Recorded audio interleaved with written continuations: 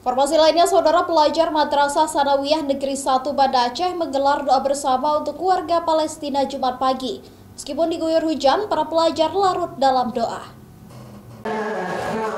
Meskipun sempat diguyur hujan, para pelajar ini tetap terlihat semangat melakukan doa bersama sekaligus penggalangan dana untuk warga Palestina. Mereka membaca Yasin secara bersama-sama untuk keselamatan warga Palestina.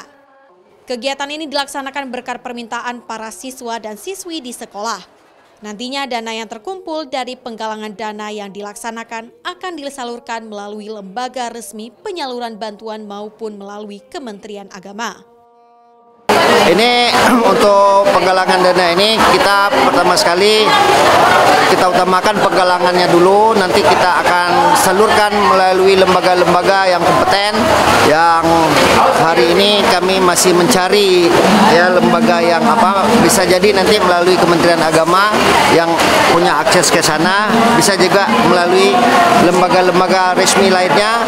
Yasin ini memang kami lakukan secara rutin setiap Jumatnya. Tapi pada hari ini kami melakukan secara khusus untuk Palestina dan juga kami menyuarakan kepada kelas-kelas untuk membuat poster dan juga karya-karya lainnya.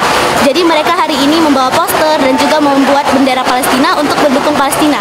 Karena seharusnya Palestina itu merdeka sesuai dengan Undang-Undang 1945 dan kita sebagai bangsa Indonesia patut untuk mendukung mereka agar mereka segera merdeka.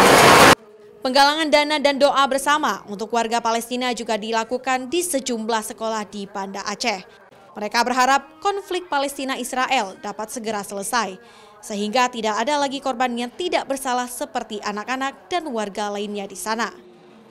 Syahril, Kompas TV, Banda Aceh.